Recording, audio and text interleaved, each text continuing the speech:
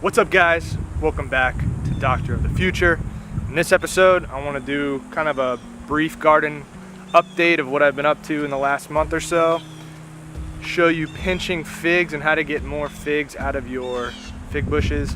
And then I'm going to plant a muscadine vine and show you how I do the trellis here so that you guys can have your own small scale vineyard even in your yard. So hang tight. Alright, so let's talk about muscadine. In Florida, we cannot grow your like California and Italian grapes.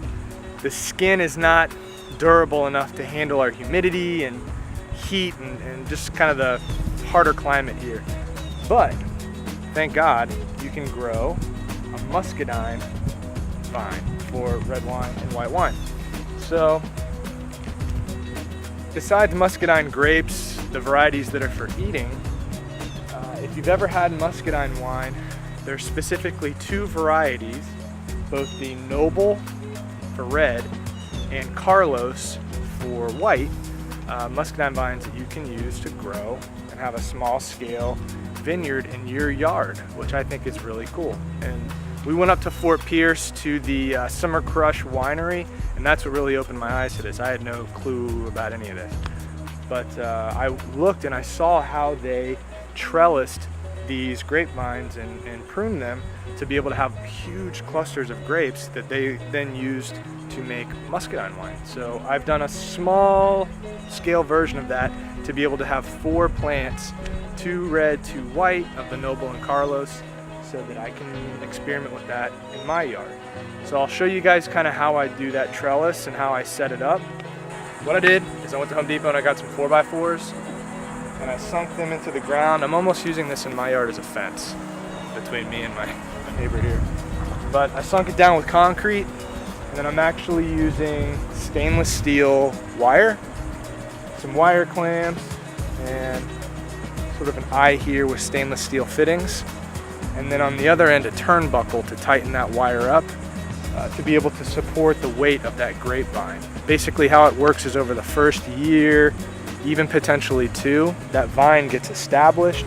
And then once that vine is established, at each one of the nodes, you sort of clip off the growth from the last year. And then off of that node, new growth will happen, and that's where the grapes happen for that season, is on the new growth.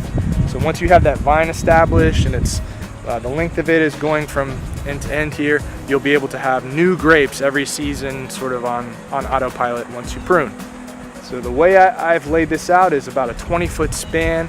A plant will go in the middle. I'm going to run a string up the middle of that span for my vine to go, and then I'm going to split it and have it go in either direction, basically 2 vines for that one.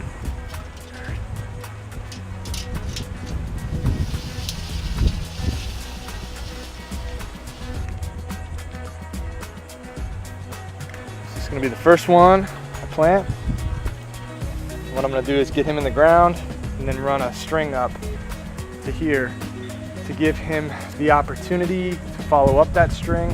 I'm going to clip the growth that's coming out besides that main vine, because that's going to steal energy, and I don't want that. I just want that vine to go straight up, and then when it gets about 6 inches from the top, I'm going to split it and have it go either way, versus all of these. I think it's a mistake people make is they just let the plant grow on its own. You want to manage it so that it just gives you that one central vine, unless you're growing up like a checkerboard trellis or something like that. But for the wire trellis, I want one vine, and then I'm going to split it and tell it where to go. So anytime you plant anything besides the size of the hole for the plant, you want to sort of break up the dirt around it, make the hole a little bit bigger, and break up that dirt around it so the roots have a little easier time to go and explore. Just kind of scratch it and rough it up so it's not purely the shape of the container anymore. And what I try to do is make it to where the top of the plant ends up slightly above the dirt line, because I'm going to mulch it in behind here. There's roots that are actually just below the mulch that was in the pot here, and you don't want to bury those so far in any plant that they sort of suffocate. You want them to still be able to breathe, even up top there. Where sometimes people will plant and just cover the whole plant. You don't want to do that. You want to give these a chance to breathe. All right, so what I'm going to do here is tie some garden twine, create kind of an anchor.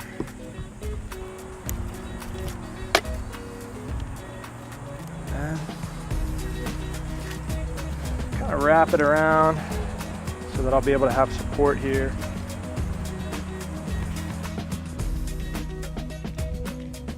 I'm going to remove competing branches, basically all of them, and encourage him to start growing up instead of sideways. So always mulch around your freshly planted fruit trees and stuff, because you want to create an environment where that mulch is breaking down and producing some nutrients and fungus and living stuff to help start to really establish life around these plants instead of the sugar sand that is obviously here right now. And also it helps retain moisture around it, and especially in the summer, on days that we don't have rain, things dry out really fast because it's so hot. So this mulch will act as a sponge. For the first time, like first establishing the plant, I'll water it, and then the whole yard is on an every other day watering cycle so that it's on autopilot and I don't have to deal with it. But I feel like people, big mistake they make is they'll go spend money on fruit trees and things like Muscadine vines or whatever, and then they'll water it for the first couple of weeks and then start to forget about it because it's not on autopilot. The way I do this to where I don't have to think about it consistently is everything is on drip irrigation. So along the perimeter of the yard, all around, I have irrigation line that's running off of sprinkler heads. And so, you know, for this one, all I have to do is drop a little rainbird drip line. And all I have to do is periodically come out and feed them. And I use organic, like Espoma chicken manure right now. I will not feed him until I see him really getting going after a couple of months, probably. I'll just let him live his life. But what I'm gonna do is watch, and he will start to shoot off on these nodes some new growth, and I'll show you what that looks like on the other side, because I planted the Carlos plant maybe a week ago and did the same thing. And I'm gonna watch, and if he starts shooting off side vines, I'm gonna cut those and just encourage him to keep going up with his new growth. So come on over, maybe a week or two ago, I planted this Carlos. And so you can see the vine and everything was snipped off, strings running up. Right here, you can see how he's starting to put off some new leaves off of where that vine ended before.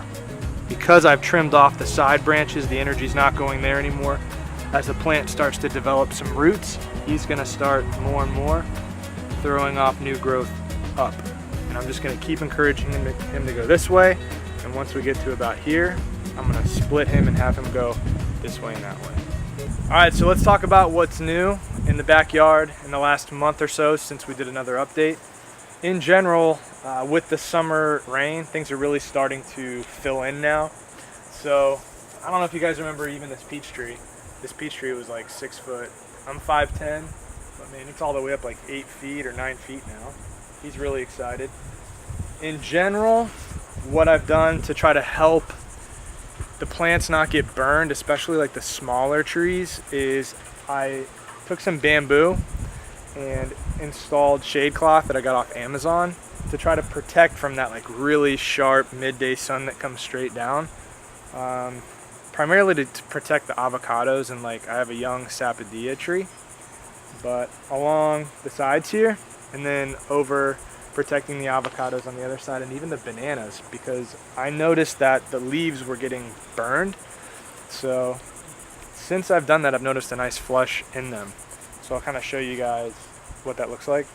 Like the difference between here and then under here, shade wise, has been really nice for like this sapodilla, for instance. Now it's actually having flowers. This is our sweet potato patch area that you guys remember from that previous video with the Japanese sweet potatoes. And then on the other side, I have a regular sweet potato patch. Something that's different is I installed a couple of Seminole pumpkin vines. So they're just starting to get going over there. So on here you'll notice with this shade cloth, these guys are looking a lot happier now. These leaves are much greener and less burny as before. So a good tip would be, especially with your younger plants, to throw a little bit of shade cloth down and use some bamboo to help them out. So over here, again, avocado, the same thing. He's getting a little more protection here. And really, I'm the most stoked. Look at that star fruit in the back. I don't know if you guys remember what that looked like before. But he's just really starting to get wide and fill in with just a little bit of shade between that tree and the shade cloth. And then tucked away in the very back, you can just see that little dragon fruit that's on the old clothesline.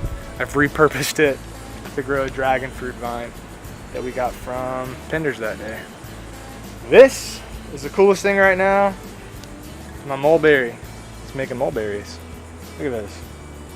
It's stoked. But whenever they turn this darker color, they're ready to rock and roll. That's why the ants are on it, because they're getting that that juice off of it. When you break it apart, you can kind of see it's like these little nodules that grow up and they create each one of those little clusters there, almost like popcorn. I wanted to also include in this video something that I found for me that's been really helpful with growing figs is pinching your figs. So what does that mean? Whenever I got this fig tree from Rolling River, this is a Desert King fig. It came basically as this stick with a little bit of growth up top. And what I wanted to encourage it to do is be more of a bush. So I came up top here the other day, not the other day, like a week or two ago, and I took the growth that was right here and pinched it off. And as a result now, it has thrown off this new growth. And little tiny buds down below that were dormant have now started to throw off some new branches as well. And the reason I want this to happen is I want more figs. So the more of these branches that are growing, the more chance I have of getting figs on a bushier tree here. So today, I'm also going to pluck this new growth because it's still trying to go up. I'm gonna pluck this one so you can see what I'm doing here to encourage more of that energy to go into the bush below. Kind of the opposite of what we did with the Muscadine grapes where we want it to go straight up. This one I want to start growing out. So all I'm gonna do is, you can see this growth right here. It's in between the vine and this leaf here. It's growing off this little sucker here. All I'm going to do is take it and pluck it off. And what that's gonna do is stop the energy from going into this guy and encourage more growth out of these. And the reason why is this. So check this out over here. On this fig, this is a Verte fig. I did the same thing. And what you'll notice is there's just so many branches now coming off of this fig. And all of these branches up top here, because they were pinched, now have figs on them. So check this out. So like this one branch has 4 of them coming off up here. These are all going. This branch up top here has like 3 or 4 of them going. And you can see how they'll start as these little nodes come off in between a leaf and the vine here. So the side effect of pinching your figs is you're going to end up with more branches, more growth, and also more figs. So it's a really easy trick to get way more productivity out of a small bush, is pinching your figs. So it's getting a little hot out here. We're going to wrap up. Thank you guys for watching. I hope that you picked up some tips on being able to grow muscadine in Florida to either eat grapes or produce wine in South Florida, which is kind of crazy, right? Pinching your figs to be able to get more figs, it's like one of the easiest things you guys can grow, and you should if you're not already. And also just kind of keeping tabs on what we're doing in the yard and how things are progressing. I really want to motivate you guys to use your square footage in your yard, or even if you're in an apartment and you're growing in pots, growing berries and figs and stuff in pots, just like what I'm doing here. I want to encourage you guys to do that and get reconnected with plants and growing your own food and just being a normal human being that doesn't just rely on Publix or fast food or just sort of what's modern convenience now. I want to encourage people to move back towards real food to get their gut healthy and just be well and reconnected with nature. So thank you for watching, and if you guys have any questions or comments on what I'm growing or how I'm doing it or anything, shoot me a comment, Facebook message, just get in touch with me. I'm happy to help in any way I can. Thank you for watching, and God bless.